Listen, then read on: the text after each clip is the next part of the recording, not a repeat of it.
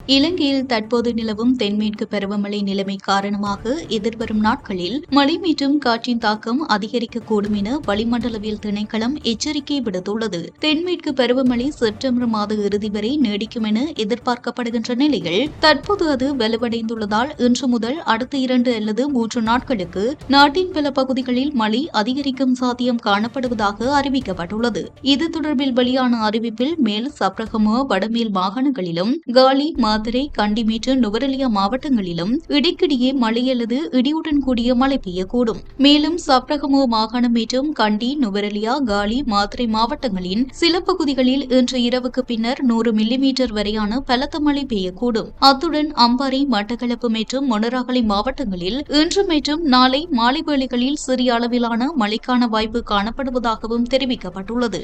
அதே நேரத்தில் நாட்டின் பல பகுதிகளிலும் பலத்த காற்று வீசும் அபாயம் உள்ளதாக எச்சரிக்கை விடுக்கப்பட்டுள்ளது. அதன்படி வடக்கு வடமத்திய சப்ரகமுவ தென் மற்றும் மத்திய மாகாணங்களில் அவ்வப்போது மணிக்கு 40 முதல் 50 கிலோமீட்டர் வேகத்தில் பலத்த காற்று வீசக்கூடும் என எச்சரிக்கப்பட்டுள்ளது. இந்த நிலைமை இன்று இரவு முதல் எதிர்வரும் 8 மற்றும் 9ஆம் தேதிகளிலும் தொடரக்கூடும் எனவும் எதிர்வரும் 8ஆம் தேதி இது மேலும் தீவிரமடையக்கூடும் எனவும் தெரிவிக்கப்பட்டுள்ளது. மத்திய மலை நாட்டின் மேற்கு சரிவு பகுதிகளான கண்டி நுவரெலியா மற்றும் ரத்தினபுரி மாவட்டங்களின் சில பகுதிகளில் 100 மில்லிமீட்டர் வரையான கனமழை பெய்யும் சாத்தியம் காணப்படுவதாகவும் அறிவிக்கப்பட்டுள்ளது. அது மட்டுமின்றி கடற்பரப்புகளில் தொடரும் அபாய நிலை காரணமாக மீனவர்களுக்கும் எச்சரிக்கை விடுக்கப்பட்டுள்ளது. அதன்படி நாட்டை சூழவுள்ள பகுதிகளில் மட்டுமின்றி புத்தளம் முதல் கொழும்பு காலி ஹம்பாந்தோட்டை ஊடாக பொத்துவில் வரையான கடற்பரப்புகளில் மழை அல்லது இடியுடன் கூடிய மழை பெய்யக்கூடும். கடற்பரப்புகளில் மேற்கு அல்லது தென்மேற்கு திசையிலிருந்து மணிக்கு 30 முதல் 40 கிலோமீட்டர் வேகத்தில் காற்று வீசக்கூடும்.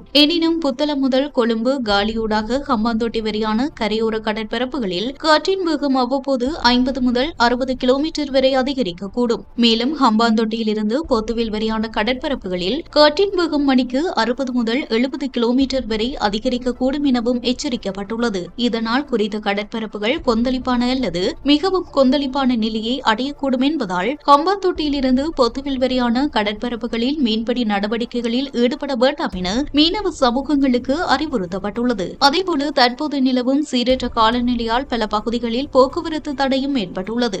அதன்படி கடும் மழை காரணமாக ஹெட்டன் கொழும்பு பிரதான வீதியின் வட்டவளை ரோசல்ல பகுதியில் வீதி தாளிறங்கும் அபாயத்தை எதிர்நோக்கியுள்ளதாக நோர்வுட் நெடுஞ்சாலைகள் அலுவலகத்தின் நிறைவேற்று பொறியியலாளர் AM சாதிக் தெரிவித்தார். வீதி தாளிறங்கும் அபாயம் ஏற்பட்டுள்ள குறித்த பகுதியில் வாகன போக்குவரத்து ஒரு வழி பாதையாக மட்டுப்படுத்தப்பட்டுள்ளதாக குறிப்பிடப்படுகிறது.